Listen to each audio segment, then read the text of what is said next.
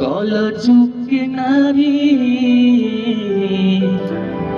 बड़ी होली होशियार हो, झूठ झूठ करेली मरादन से प्यार हो।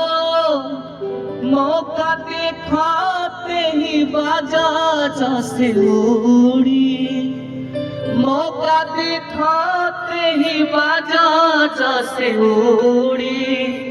ओ बदनाम कके का दिन छोड़ी, प्यार करी है नारे यार दिल तोड़ी।